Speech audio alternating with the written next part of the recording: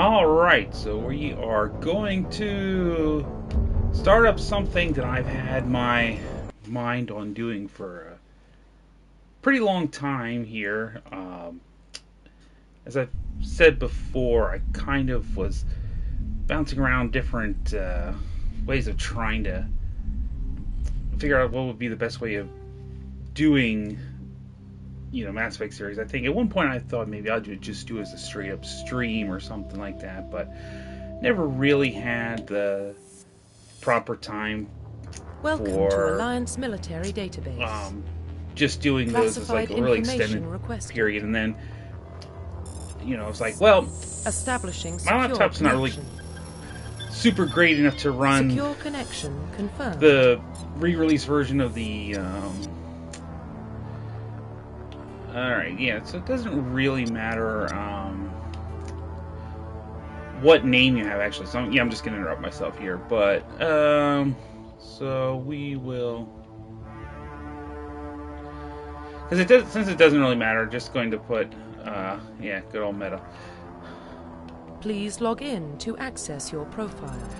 And actually, that's one thing that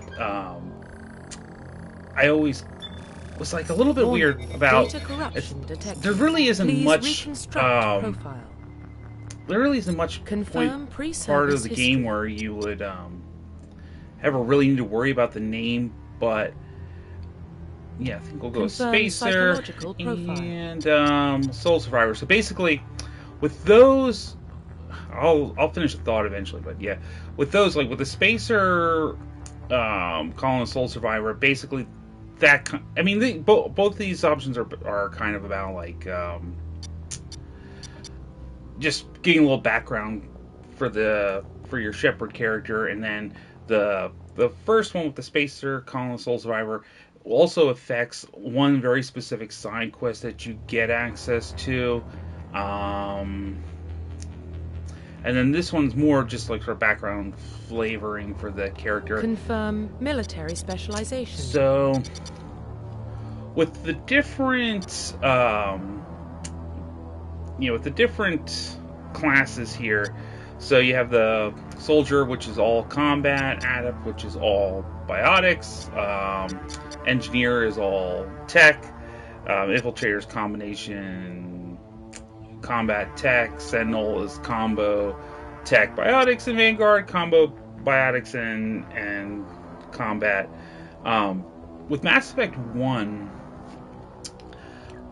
biotics are probably the most broken. Generally, my favorite class overall is Sentinel. I feel like, since I don't know, I'm feeling like I don't think I'm going to do, I'm not sure if I want to do this as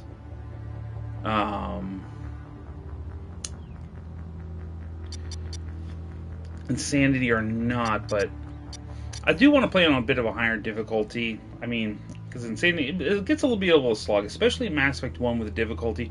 It isn't so much the combat itself which gets difficult. It's just every enemy just becomes so much of a damage sponge that it just feels like it takes forever.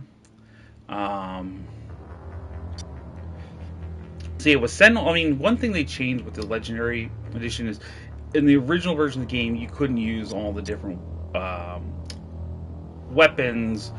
It would depend on what class you were, what kind of weapons you were able to use. Like, Sentinel didn't get any kind of weapons training. Now, technically, they still don't, but one thing they changed is that you can use any weapon. You just don't get any bonuses if you're not, a class that has a specialization in that specific weapon. So, like, Sentinel, I mean, originally, like, well, basically you're just going to be using the pistol and kind of hoping for the best in terms of combat. You think, well, you're not really supposed to. So let's see. I feel like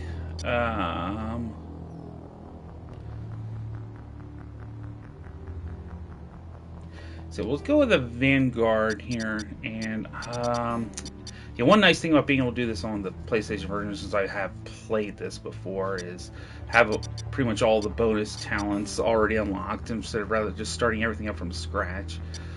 Okay, what? I feel like electronics, just because that increases shields. Since I'm probably playing a higher difficulty because even like normal is kind of a little bit too breezy, especially once you get to the other games. We'll Confirm just go there. facial So we'll change identification. appearance here. Let me just see the presets. I kind of know what I want to do.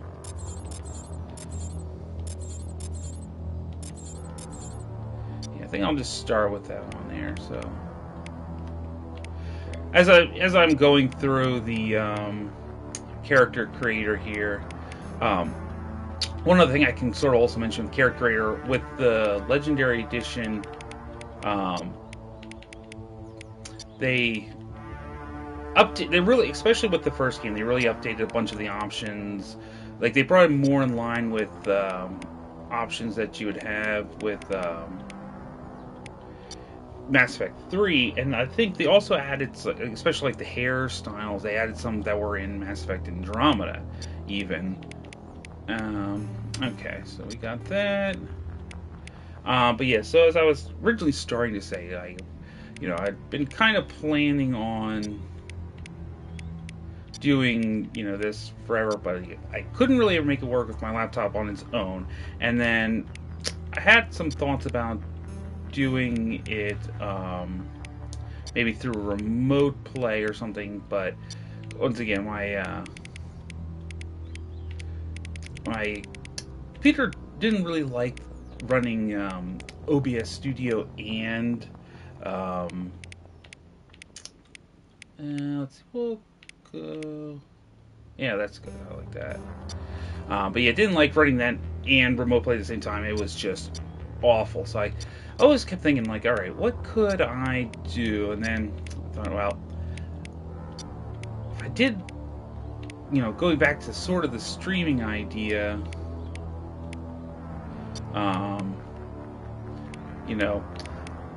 Twitch doesn't really have this option for doing a private stream necessarily, because I'm like, I didn't want to be like, okay, if I'm running this as a stream, feeling like, oh, if like, well, I'm doing it, someone just randomly coming on, and I'm just kind of doing this as a regular video.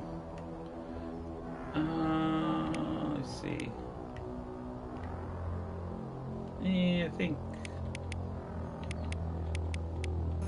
maybe. Which one do I kind of usually do? I don't know. I don't know if I did that. I think maybe that one there. Okay, but yeah, being like, oh, well, I'm sorry, I'm kind of just doing whatever here, so it's not really important. But then I'm like, oh wait, I can also do it by, YouTube, and that one kind of had a little bit better options for, for doing it as like a just your own private stream. Let's see.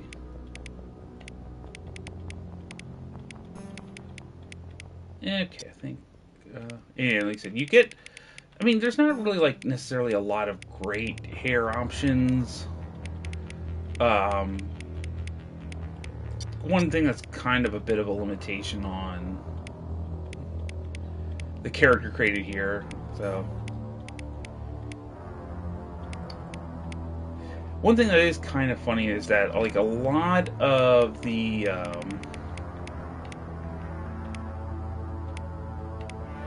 let's see.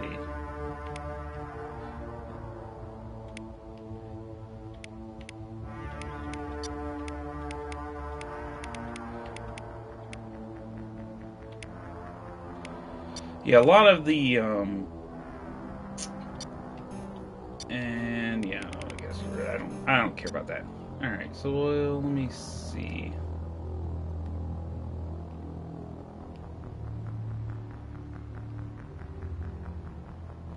Yeah, I think that's good. And yeah, you can get the code there. So like, if you're wanting to, import it to the other games, although the importing between games is also kind of a little bit better, in my opinion. All right. Identification confirmed. No. Oh yeah, I was doing an insanity run through of I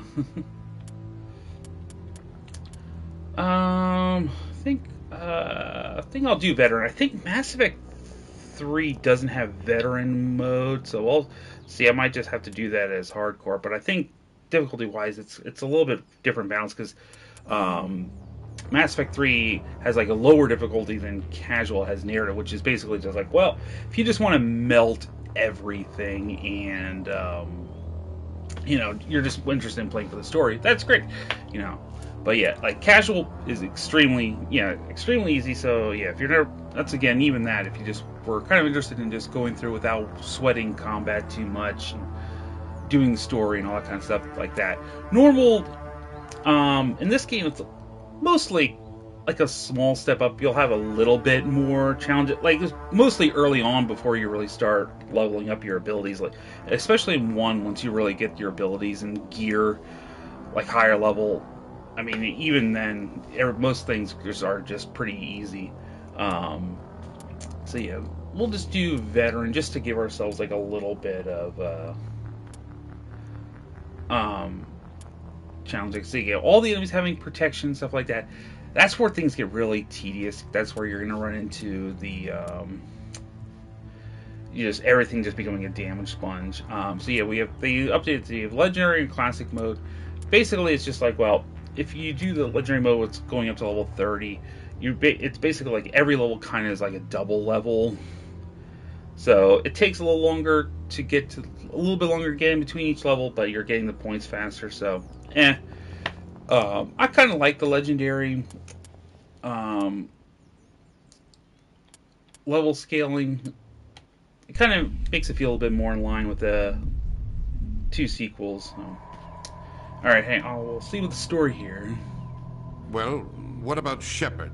He's a spacer, lived aboard starships most of his life. Military service runs in the family. Both his parents were in the Navy. He saw his whole unit die on a cruise. He could have some serious emotional scars. Every soldier has scars. Shepard's a survivor. Is that the kind of person we want protecting the galaxy? That's the only kind of person who can protect the galaxy. I'll make the call. Yeah, so with those, like the little dialogue you were getting there, so once again, depending on which background and stuff that you pick, there's, they have different lines for those, so you do get like those moments in there where it'll affect things. It's not as big of a deal as you might not necessarily think, but, it's pretty good though. But yeah, as I said, with the name, there's one moment in 3 where I thought they were going to actually use the name, not necessarily in dialogue, because that would have... Prime relays in range. Oh, yeah. Initiating transmission sequence. Commander? But yeah, that would have been maybe a little bit too much involved, depending on how many different names you can have there, but We are like connected. just like transit mass and destination. just the point where they would have been able to have like something that was on text that I thought, but they didn't do it, and I was a little bit disappointed by that. This is always kind of a nice, cool scene, just showing the whole interior of the ship there. The board is green. Approach run has begun.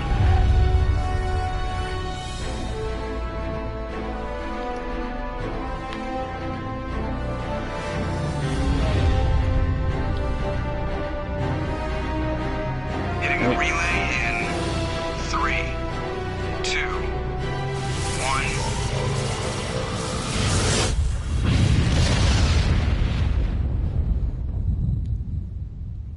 Thrusters, check. Navigation, check. Internal emissions sync engaged. All systems online. Drift, just under 1500K. 1500 is good. Your captain will be pleased. I hate that guy. Nihilus gave you a compliment. So you hate him. You remember to zip up your jumpsuit on the way out of the bathroom? That's good. I just jumped us halfway across the galaxy and hit a target the size of a pinhead. So that's incredible. Besides, Spectres are trouble. I don't like having them on board. Call me paranoid. You're paranoid. The Council helped fund this project. They have a right to send someone to keep an eye on their investment. Yeah, that is the official story. But only an idiot believes the official story. Alright, so here we get our first introduction to the dialogue wheel here. So generally, like, top are more Paragon, and towards the bottom is usually more Renegade, in the middle, obviously neutral more often than not. I kind of sometimes, I like being able to play a little bit in between. Most of the time, I usually in my playthroughs, I tend to go Paragon, but you always expect the worst. Well, bad feelings are an occupational hazard. But we don't go anywhere unless there's a good reason, so what are we doing here? Joker, status report. Just cleared the mass relay, Captain. Stealth systems engaged. Everything looks solid. Good. Find a comm buoy and link us into the network. I want mission reports relayed back to Alliance Brass before we reach Eden Prime. Aye, aye, Captain. Better brace yourself, sir. I think Nihilus is headed your way. He's already here, Lieutenant. Tell Commander Shepard to meet me in the comm room for a debriefing. You get that, Commander?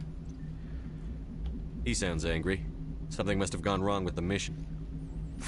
Captain always sounds like that when he's talking to me. Can't possibly imagine why. of course, yeah, we do get some recognizable voice actors. We have like Seth Green there as Joker, and Keith David, as we heard on like comm, as Captain Anderson. We'll see him more in a moment here. So yeah, we get our journal, and then of course our level up. I always like to toss these points into charm right away. But yeah, as you see, we get all kinds of stuff, and this gets a whole lot more simplified, for better or for worse, once you get to 2 and 3. But yeah, and yeah, we can't do anything else yet. We can't even really toggle the helmet yet, because that'll be default. That'll be defaulted on the very beginning part, just for purposes of like cutscene. And it's kind of funny because yeah, Caden is like the only. That's like the only time you'll ever see him in the like co-pilot chair. I think just for the purposes of just establishing him in the opening scene there, because the other than that, you never see him there. Congratulations, Commander. Looks like we had a smooth run. You heading down to see the captain? Sounds like you don't trust our Turian guest. Sorry, Commander. Just having a chat with Adams down at engineering. I didn't mean to cause any trouble. But you have to admit, something's odd about this mission. The whole crew feels it. I mean, I kind of cut off their argument there, because when I went back and forth, I went a little too far. So you could, if you want, like you could hear the ambient dialogue of him, him and Engineer Adams talking about. You think the Alliance brass is holding out? Talking about Nihilus. All and we're stuff. supposed to do is test out the stealth system. Why is Captain Anderson in charge? And then there's Nihilus. Spectres are elite operatives, top covert agents. Why send a Spectre, a Turian Spectre, on a shakedown run? It doesn't add up. And of course, we get all our kind of info dump, so he's like, yeah. What do you know about the stealth systems? I just know it masks our location from scans and sensors. Cutting-edge technology. The Normandy's the only ship with this prototype drive. But why are we fully staffed? A skeleton crew would be cheaper. Less chance of security leaks, too. Plus, there's Nihilus. It's pretty obvious this shakedown run is just a cover. It's like, well, yeah, I'm just going to take this opportunity to talk about the, the stealth systems. But at least they kind of try to write it in so it's like, well, we're tying it back into, okay, well, why are we doing this thing, For what? Damned if I know, Commander. We're out here on false pretenses. I'm not a fan of being left in the dark. Do you have a problem with the captain? No, sir. But I can't figure out what he's doing here. Captain Anderson is one of the most decorated Special Forces officers in the service. If he melted down all his medals, he could make a life-size statue of himself. You don't send a soldier like that on a do-nothing mission. He's treating this shakedown run too seriously. Something big is going on. You don't trust Nihilus? I don't like Turians in general. It runs in my family. My grandfather fought in the First Contact War, lost a lot of friends when the Turians hit us. That was 30 years ago. You can't blame Nihilus for that. No, I guess not. But it still makes me nervous to have a Spectre on board. Especially a Turian. We're an Alliance vessel, human military, but Nihilus doesn't answer to the captain like the rest of us. Spectres operate outside the normal chain of command. And they don't come along just to observe shakedown runs. Nihilus looks like he's expecting some heavy action. I don't like it. I'll see if I can get some answers when I see him. Good luck, Commander. Yeah, so, I know they're talking about the first contact war. Oh yeah, here's more of that ambient dialogue. There's something Nihilus isn't telling us about this mission. That's crazy. The captain's in charge here. He wouldn't take orders from a Spectre. Not his choice, Doc. Spectres don't answer to anyone. They can do whatever they want. Kill anyone who gets in their way. Oh, you watch too many spy vids, Jenkins. But yeah, with the first contact war, that's one thing. Like, especially back, I would say maybe even like 10 years ago or something like that, when you would have all these, upcoming video game film projects. We're gonna do, Halo movie, Mass Effect movie, Gears of War movie, all that kind of things, and a lot of them kind of fizzled out. We eventually got like Halo TV series, and there's always talk about doing like TV series and stuff for like Mass Effect and Gears maybe, but I know like in terms of like when it comes to like movies or even like other spin-off games, like everyone's like I always hear people that they want to do the first Contact War as like a game. I'm like, there's some interesting stuff in there, but I don't know if it's necessarily enough for a full game. What do you think, Commander? We won't be staying on Eden Prime too long, will we? I'm itching for some real action. I sincerely hope you're kidding, Corporal. Your real action usually ends with me patching up crew members in the infirmary. Only a fool goes looking for a fight, Corporal. Sorry, Commander, but this waiting's killing me. I've never been on a mission like this before, not one with a Spectre on board. Just treat this like every other assignment you've had and everything will work out. Easy for you to say. You proved yourself on a cruise. Everybody knows what you can do. This is my big chance. I need to show the brass what I can do. You're young, Corporal. You have a long career ahead of you. Don't do something stupid to mess it up. Don't worry, sir. I'm not going to screw this up. Now that's what, if I'm remembering right, like pretty much no matter which of those dialogues, it's always going to be the same thing. What can you tell me about Nihilus? Turians are generally well respected by the other species. Their fleet has more patrols protecting Citadel space than any other. They don't always get on well with us, though. Some people find them too rigid. Others still blame them for the first Contact War. As for Nihilus, I haven't said more than 2 words to him. He usually only speaks to the captain. I hope we get a chance to see him in action. I heard Nihilus took down an entire enemy platoon all by himself. What do you know about the Spectres? Only what I've heard. Spectre agents work directly for the Citadel Council. They usually work alone or in small groups. Spectres don't have any official power, though. Basically, they're a shadow organization with a mandate to preserve and protect galactic stability. Protect it at any cost. Don't forget that part. Spectres operate above the law. So we can also kind of like listen. It's always nice doing this playthrough because I don't always take the time to actually listen to the dialogue, so sometimes I kind of like. Why don't we have any of our own people in there? Everything that they Spectres say. usually come from the council nice. races, like the Turians. We've been trying to get a human accepted into their ranks for years now. So far, it hasn't happened. Hey, Commander, you'd make a good Spectre. You're always getting dropped into impossible situations, forced to survive unbeatable odds. Just like you on a cruise. I try not to think about a cruise. Sorry, Commander. I didn't mean to offend you. I respect what you did there. We all do. Let's not dwell on the past, Commander. Was there something else you needed? How do you control agents with unlimited power? I suppose the Council could revoke the Spectre status of an agent who got out of hand. At that point, Citadel Security Services would take over. Those C-Sec grunts wouldn't stand a chance. The Spectres were 20 ordinary soldiers. The Spectres police themselves. An agent goes rogue, they send another agent to take him down. That's Spectre justice. The Corporal's confusing romantic legends with reality, Commander. Well, I would suggest just keep that in the back of your mind, what Jenkins said there. How do you control agents with unlimited power? I suppose the Council could. Yeah. The Spectres. Well, it's a show that's the skipping dialogue. You're from Eden Prime, aren't you, Jenkins? What's it like? It's very peaceful, Commander. They've been real careful with development, so you don't have any city noise or pollution. My parents lived on the outskirts of the colony. At night, I used to climb this big hill and stare across the fields back at the lights from the main settlement. It was gorgeous. But when I got older, I realized it was a little too calm and quiet for me. That's why I joined the Alliance. Even Paradise gets boring after a while. Any idea why Eden Prime was chosen as our destination? Not really sure, Commander. Eden Prime's one of our most stable colonies. Good place to take the Normandy for a shakedown run, I guess. No real danger there. There's gotta be something else going on. We've got a Spectre on board. That's why I'm so wound up. I can't wait for the real mission to start. The captain's waiting for me. Goodbye, Commander.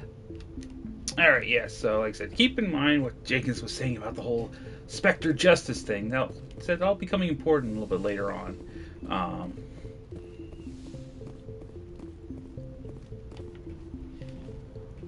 Commander Shepard, I was hoping you'd get here first. It will give us a chance to talk. What about?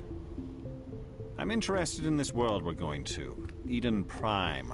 I've heard it's quite beautiful. I've never been there. But you know of it. It's become something of a symbol for your people, hasn't it? Proof that humanity can not only establish colonies across the galaxy, but also protect them. But how safe is it, really? Do you know something? Your people are still newcomers, Shepard. The galaxy can be a very dangerous place. Is the Alliance truly ready for this? I think it's about time we told the commander what's really going on. This mission is far more than a simple shakedown run. Is someone gonna fill me in, Captain? We're making a covert pickup on Eden Prime. That's why we needed the stealth systems operational. And sometimes it pays just to be a little bit disgruntled there. There must be a reason you didn't tell me about this, sir. This comes down from the top, Commander. Information strictly on a need-to-know basis. A research team on Eden Prime unearthed some kind of beacon during an excavation. It was Prothean. Prothean? I thought the Protheans vanished 50,000 years ago. Their legacy still remains. The mass relays, the Citadel, our ship drives. It's all based on Prothean technology. This is big, Shepard. The last time humanity made a discovery like this, it jumped our technology forward 200 years. But Eden Prime doesn't have the facilities to handle something like this. We need to bring the beacon back to the Citadel for proper study. Obviously, this goes beyond mere human interests, Commander. This discovery could affect every species in Council space. Well, we can be, we'll be friendly here. It never hurts to have a few extra hands on board. The beacon's not the only reason I'm here, Shepard. Nihilus wants to see you in action, Commander. He's here to evaluate you. What's going on, Captain? The Alliance has been pushing for this for a long time. Humanity wants a larger role in shaping interstellar policy. We want more say with the Citadel Council. The Spectres represent the Council's power and authority. If they accept a human into their ranks, it shows how far the Alliance has come. Not many could have survived what you went through on Akuz. You showed a remarkable will to live, a particularly useful talent. That's why I put your name forward as a candidate for the Spectres. Interesting, right? Why would a Turian want a human in the Spectres? Not all Turians resent humanity. Some of us see the potential of your species. We see what you have to offer to the rest of the galaxy, and to the Spectres. We are an elite group. It's rare to find an individual with the skills we seek. I don't care that you're human, Shepard. I only care that you can do the job. Just tell me what I have to do. I need to see your skills for myself, Commander. Eden Prime will be the first of several missions together. You'll be in charge of the ground team. Secure the beacon and get it onto the ship ASAP. Nihilus will accompany you to observe the mission. What do you know about the Protheans? Just what they taught us in school. They were a technologically advanced species that ruled the galaxy 50,000 years ago. Then they vanished. Nobody really knows how or why, though I've heard plenty of theories. But everyone agrees, galactic civilization wouldn't exist without them. Their citadel is the very heart of galactic society, and without their mass relays, interstellar travel would be impossible.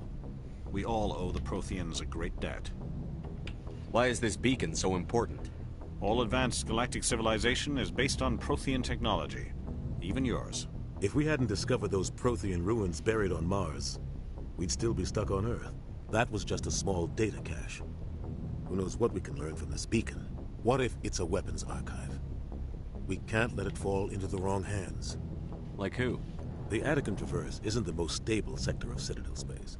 There are plenty of raiders and criminal groups active in the region. They might figure a Prothean beacon is worth the risk of attacking an Alliance ship. Plus, Eden Prime is right on the border of the Terminus systems. See, we get a whole lot of info dump here, but, you know, that's what the prologue's for, so we just get all our information. The Attican Traverse is under Citadel protection. If the Terminus systems attack, it's an act of war. Technically, yes. But some of the species in the Terminus might be willing to start a war over this. The last thing the Council wants is to get dragged into a major conflict with the Terminus systems. We have to keep this low-key. I'd like to know more about Eden Prime before we touch down.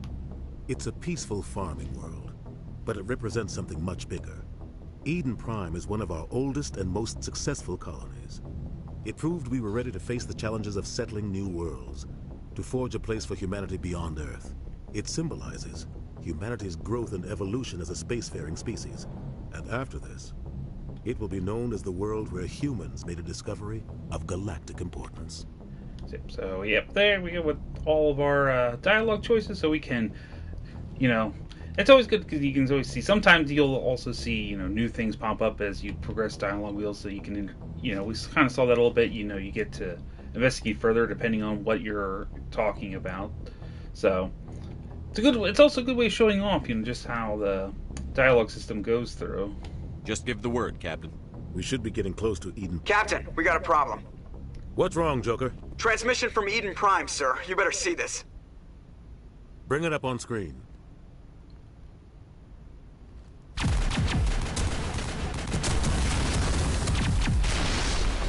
Get down!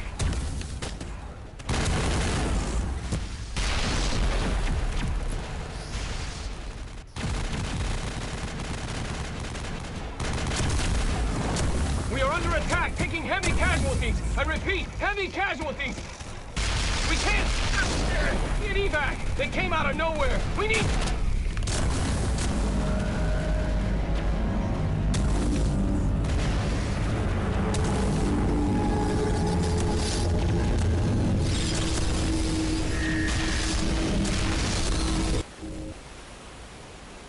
Everything cuts out after that. No comm traffic at all. Just goes dead. There's nothing. Reverse and hold at 38.5.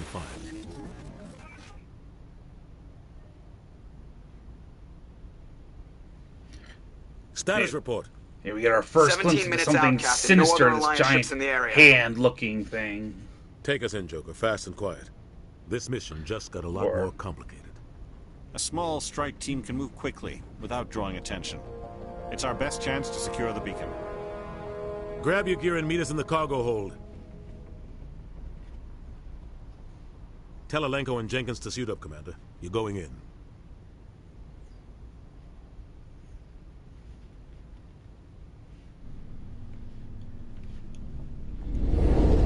Engaging stealth systems. You can sort of see down there, it's like, oh, wow. Somebody was doing some serious digging here, Captain. Look at that red stuff on the planet down there. It's Your not team's great. the muscle in this operation, Commander. Go in heavy and head straight for the dig site. What about survivors, Captain? Helping survivors is a secondary objective. The beacon's your top priority. Approaching drop point 1. Nihilus, you're coming with us? I move faster on my own. Nihilus will scout out ahead. He'll feed you status reports throughout the mission. Otherwise, I want radio silence. We've got his back, Captain. The mission's yours now, Shepard. Good luck. Alright, so now we're gonna approaching drop point finally get into actual gameplay. So yeah, especially this first segment I'm gonna run a little bit longer, just because since it is so much oh yeah, I can take off the helmets here, and at least I can do it for Shepard and Caden, but you know, conspicuously we can't take off Jenkins' helmet, but alright, so give him a barrier and give him into that. For him, well, doesn't necessarily matter so much. And of course, yeah, the codex, you have all kinds of stuff. You can go into roughly 12. Yeah, I mean, and they have the narrator, at least for the all those primary ones. There's a secondary codex that opens perimeter up. secure, Commander. But yeah, so we're kind of into things now, and then you have This place is not hard, Commander. Hostiles everywhere. Keep your guard up. So we can have, you have your two different wheels here. You have your power wheel, where you can direct abilities for you and your squad mates. And of course, also auto squad mates abilities. I mean, if you really want to do like full eye control everything, you can turn off ability for your squad mates to use their own powers naturally, and you control everything. And of course, you also have the weapons wheel, where you can just swap out to weapons as you want. What the hell are those? Gas bags. Don't worry, they're harmless. Now, one thing with this the remaster trilogy, one feature I do kind of wish they would have been able to put in. Okay, so we got shield generators. So most of this, most of the gear drops you'll get are, oops, no, I don't want to do that. Equipment. That's what I want. Yeah. So you can throw in upgrades and such. But one feature I really kind of wish they would have put in something like they did with like the Halo, when they did the legendary, Master Chief Collection with their upgrades, like the ability to toggle back and forth between like the old graphics and the new graphics. Yeah, all kinds of stuff, huh? Oh yeah, so here's gonna be the reason why we couldn't take off Jenkins thing, because we need this cutscene here.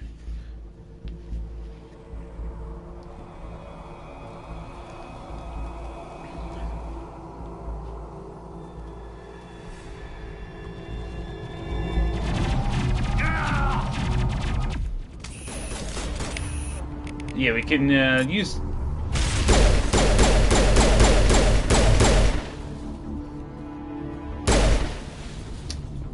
use some of our abilities there, as we can kind of see. All targets down.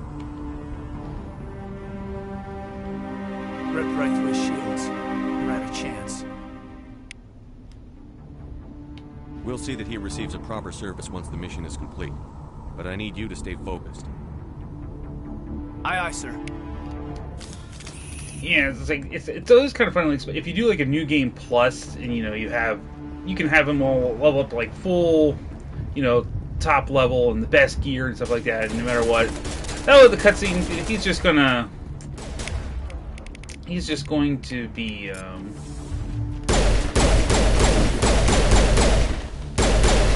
instantly destroyed by the guest flyers there. Got some burned out buildings here, Shepard. A lot of bodies. And of course, that's a great way of showing, tech ability on those guys worked pretty well. But as you see, I tried to use like a biotic throw on them, and it basically did nothing. So it's like a nice little demonstration of just sort of the difference between biotic and tech abilities. Now I will say, even still, like a lot of biotic abilities, like if you get things like lift, or depending on your character's lift, singularity and stuff like that, it's still pretty broken, because in Mass Effect 1 they more or less ignore if the enemy has like any protections going on, so you can use them no matter what. Oh yeah, this is always kind of like gruesome. We get our first look at the Geth here, and yeah, ugh.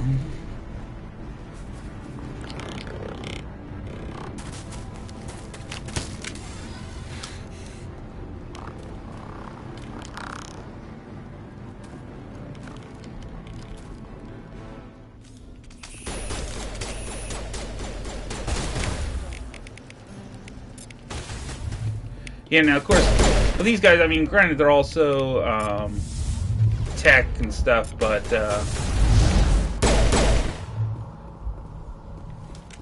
thanks for your help, Commander. Yeah. I didn't think I was gonna make it. Gunnery Chief Ashley Williams of the 212. You the one in charge here, sir? Are you wounded, Williams? A few scrapes and burns, nothing serious. The others weren't so lucky. Oh man. We were patrolling the perimeter when the attack hit. We tried to get off a distress call, but they cut off our communications. I've been fighting for my life ever since. Where's the rest of your squad? We tried to double back to the beacon, but we walked into an ambush. I don't think any of the others... I think I'm the only one left. Well, you know. This isn't your fault, Williams. You couldn't have done anything to save them. Yes, sir. We held our position as long as we could, until the Geth overwhelmed us. The Geth haven't been seen outside the Veil in nearly 200 years. Why are they here now? They must have come for the beacon. The dig site is close, just over that rise. It might still be there. We could use your help, Williams. Aye, aye, sir. It's time for payback. So yeah, we're on a mission, but we can still... What else do you know about the Geth? We can still talk. We gotta... Just what I remember from history class back in school. They're synthetics, non-organic life forms with limited AI programming, created by the Quarians a few centuries ago. They were supposed to be a source of cheap labor, but ended up turning on the Quarians and drove them into exile. Well, after that, they just kind of disappeared behind the Perseus Veil. Nobody's really heard much from them since. Tell me everything you know about the beacon. They were doing some digging out here to extend the monorail and expand the colony. A few weeks ago, they unearthed some Prothean ruins, and the beacon. Suddenly, every scientific expert in the colony was interested. That's when they brought us in to secure the site. I don't know much about the beacon itself, but I heard one of the researchers say this could be the biggest scientific discovery of the century. What happened to the researchers at the dig site?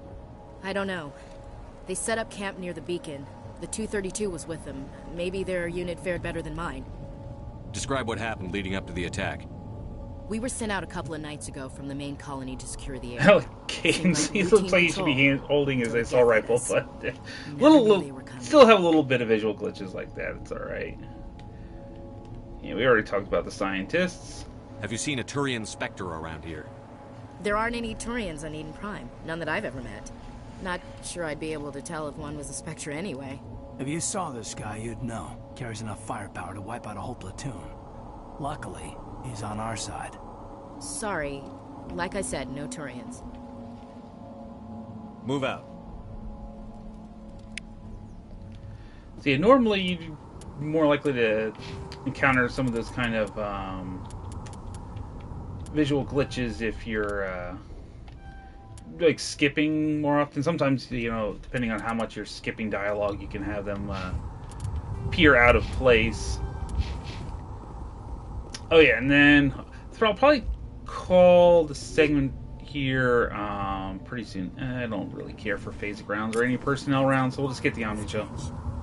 But this crate here, now pretty much no matter what, you're always going to get that Scorpion 1 armor, which I think basically it's just to show off, like, okay, you know, getting, you know, upgraded armor. And so, you know, unless you're doing a New Game Plus, you know, it's always a pretty good to just throw that on there just for the added stat benefits. But yeah, so I think I'm just gonna call the segment here because, like I said, there's a whole lot of dialogue with the prologue, and of course we're not even done with the prologue, but I don't want things to go on too super duper long. But we did get a little bit of combat and stuff, so next time we go ahead, we'll finish this mission, and we'll see how much further we get with what I still call the extend part of the prologue, especially in Mass Effect 1. It does kind of go on for a little while, just there's so much world building going on and stuff, but yeah, so it'll be I think this is going to be fun, so we'll see how well the rest of this works out and whatnot. And also I agree, I'll also have Pokemon, so that'll be the next thing I'll probably go back to, is going back to the Fire Red randomizer for now. But yeah, so until then, we'll see you later.